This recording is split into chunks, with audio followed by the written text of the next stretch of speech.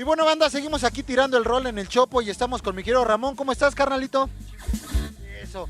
Oye, pues, antes que nada, muchísimas gracias por esta entrevista y pues vamos a entrar de lleno al tema. Realmente, ¿cómo fue la llegada de los punks aquí a este tianguis cultural? Bueno, se remonta, el punk llegó a la San Felipe con Polo Pepo, Rebel de Punk, y al norte con Size, Dangerous Rhythm, The Plugs, varios grupos que ya traían la esencia punk. Entonces armaron sus bandas y lógicamente se tenía que reflejar aquí en el Tianguis del Chopo.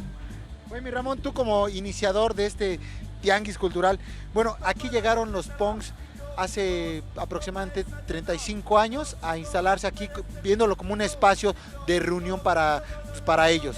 Sí, se dieron cuenta que aquí en el Chopo había un lugar, hay un lugar para todas las ideologías, incluso para todos los que nos gusta el rock, pues nos han rechazado en todas partes, entonces el Chopo es como un oasis para donde reunirnos todos los rock and rolleros, y principalmente los punks, que eran por su facha tan exquisita. Extravagante. No, exquisita diría okay. Yo, los vetaban en muchos lados, les impedían el acceso al metro, entonces era muy colorido el Chopo con todos los punks que se hacían cita aquí los sábados del Chopo. Después de esto se iban a las diferentes tocadas de punk que son bien prolíferas las tocadas de punk en México. El punk es uno de los géneros musicales con más rebeldía, con más presencia en todo el mundo. El punk mexicano está representado en todas partes del mundo con los discos, con los cassettes, con los fanzines.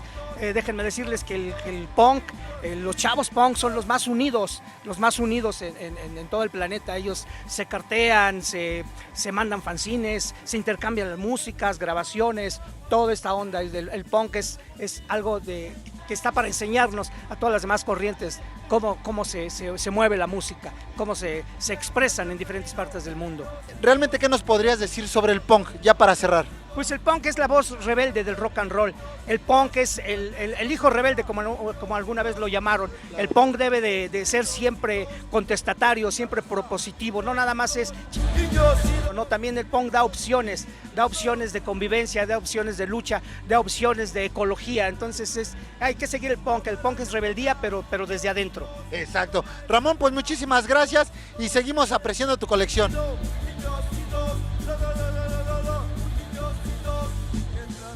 Bueno, los fanzines empiezan en México a finales de los 70 o de noticia específica o puntual que yo tengo es en 81 el fanzine Notipunk que editaba Javier Baviera, que era miembro del grupo de rock de punk Rebel de Punk. También otro de los primeros fue Falso Magazine, que sacaron los PND, los Punk Never Dead. Podrían ser ellos estos dos ejemplos de los primerititos punks. El primero es el Notipunk, que es del 81, si mal no recuerdo, y el Falso Magazine del 82. Digamos que en términos de estudios que se han realizado de los fanzines en el mundo, principalmente en Estados Unidos, pues había un promedio de 400, de un tiraje de 400, pero a lo mejor eso era mucho para México, ¿no? Bueno, digamos que ya hablar de fanzines es como hablar de algo ya estabilizado, codificado, que casi sería difícil pensar que no hubiera existido antes o que la idea hubiera existido primero y después el objeto. Y no, en realidad el fanzine se inserta en toda una serie de prácticas de publicaciones o autopublicaciones marginales, podrían decirse en algunos casos también clandestinas, contestatarias o disidentes y de crítica, y en ese sentido su genealogía puede trazarse por distintos lados, ¿no? Entendido como una práctica de autoedición con los propios recursos que el colectivo, el grupo o el individuo que lo esté queriendo producir tenga a su alcance, ¿no? Hay gente que traza como referente de inicio de estas prácticas el dadaísmo, que hacía estos impresos, donde además experimentaba con la caja y con la tipografía, ¿no? Porque justamente parte de esta práctica de producir tus impresos de manera precaria con los recursos a la mano, por lo tanto se habla de autoedición, era una manera de reaccionar a la falta de información en los medios impresos convencionales o a su vez en la falta de acceso para publicar en los medios impresos convencionales. Y bueno, mi Agnes, ahora estamos en el espacio Anarcopunk. Anarquía y punk, así es el espacio Anarcopunk, sí. Y bueno, este lugar que realmente pues se mantiene todavía porque hay ideologías, hay gente que realmente todavía mantiene viva esa esencia. Sí, claro, es gente que viene a trabajar, lo mismo que todos los espacios que vieron, vienen los niños, los jóvenes, con gente punk, rocker, así como lo habíamos explicado ya. Aquí hay una búsqueda muy interesante, ¿no? Hemos visto cómo mucha gente de este lugar ha ido creciendo ideológicamente, emocional y espiritualmente, aunque no parezca eso en este tipo de lugares, está pasando, ¿no? Ahora, hablando un poco sobre la cuestión musical que decías, realmente las letras en el punk, ¿qué mensaje daban? Bueno, es un poquito antisistema, antisocial, no antisocial como bloquear la sociedad, sino esa sociedad que se ha hecho corrupta, que se ha vendido, que se ha comercializado en muchos aspectos. Era una ideología de contracorriente, ¿no? La contracorriente es la que se viene manejando aquí, el anarcopunk tiene una gran ideología también, y también hacían sus fanzines, también eran gente súper activista. Y bueno, me decías que aquí te quedaste de ver con una amiga de antaño. Sí, claro, me parece que para hablar de mujeres sería lo mejor hablar con una mujer. Claro. ¿No? Porque una las ve desde su perspectiva y hablar de ello, si quieren, pues me gustaría invitar a Veraxel, ¿no? Que es una amiga. Veraxel, ¿cómo estás? Hola, ¿qué tal? Bien. Oye, pues recordando viejos tiempos, ¿no? Ahora sí como dijera, por los viejos tiempos. Así es, pues aquí mira, gozando el chopo otro ratito más. Señora, muy buenas tardes. Buenas tardes. ¿Su nombre? Esperanza Cisneros, para servir. Muy bien, bienvenida, señora. Oye, Veraxel, platícanos un poco realmente sobre, para ti, ¿qué fue el punk? Pues fue una alternativa de vida y bueno, yo participé en varios colectivos, nos organizábamos, hacíamos colectas, cocinas populares, estábamos por la liberación de los animales. Claro. ¿Y la ideología para ti cómo era? Pues de autonomía.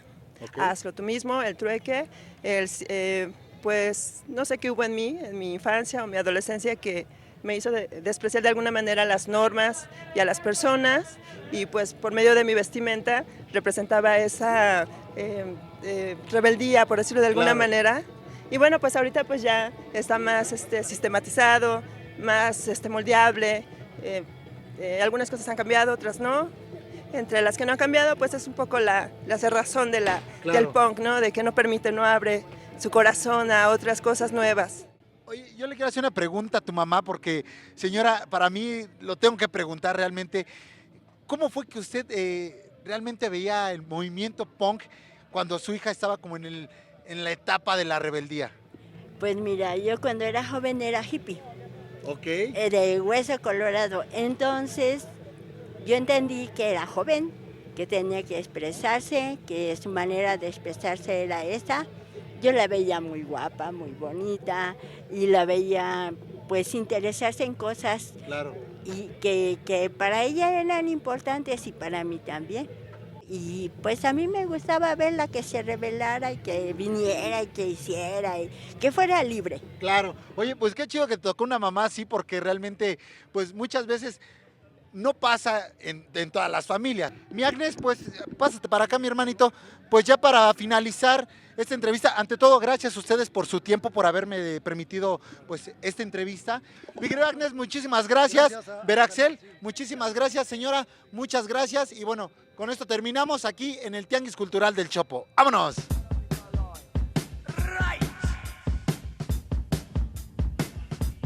Pues inició contrario a lo que se puede pensar y empezó en las clases altas o en las clases pudientes. Es decir, en Inglaterra, donde surgió el punk, surgió de la clase trabajadora, de los pelones, de los skinheads obreros, no de los skinheads nazis, y de los punks que era en su mayoría gente desempleada en Inglaterra del 76-77. Pero en México, ¿quiénes veían esas bandas? Los que podían viajar, es decir, los juniors que iban a Inglaterra. Empezó meramente como movimiento musical. Después, poco a poco, se fue nutriendo de información y se fue haciendo una amalgama bien que también ya la adoptó la clase trabajadora y la clase baja mexicana.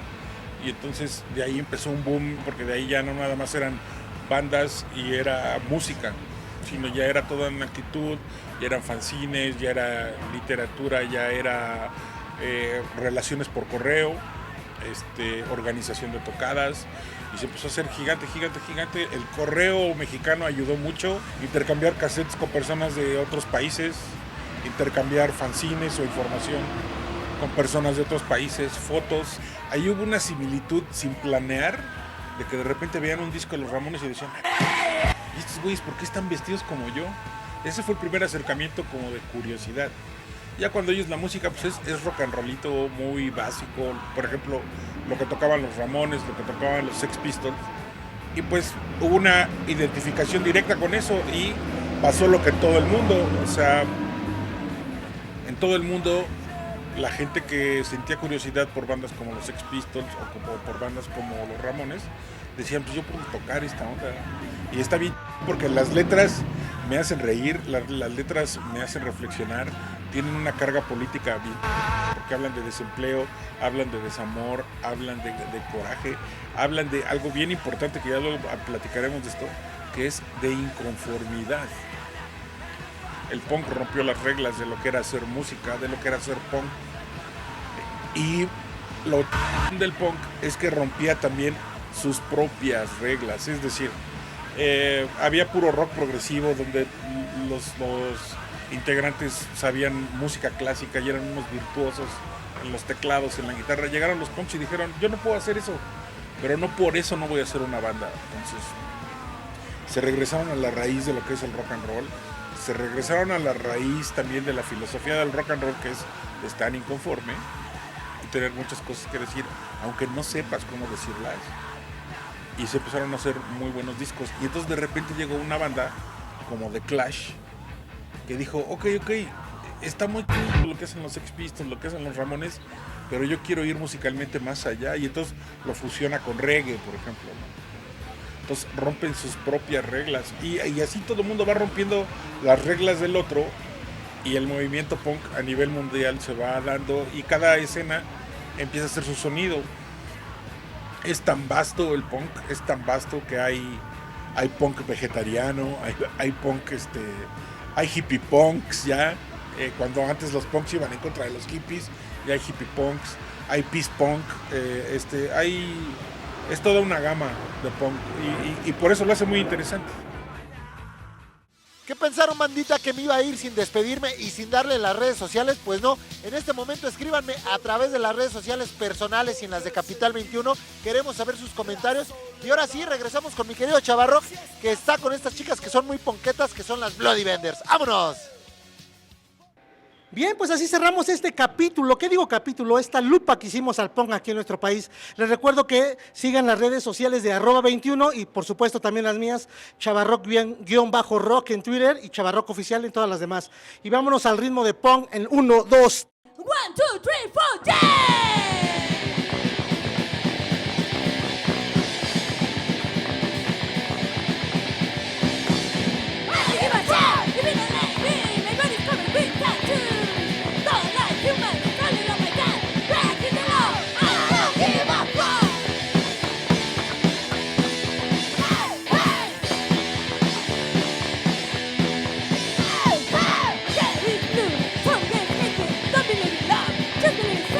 Hey!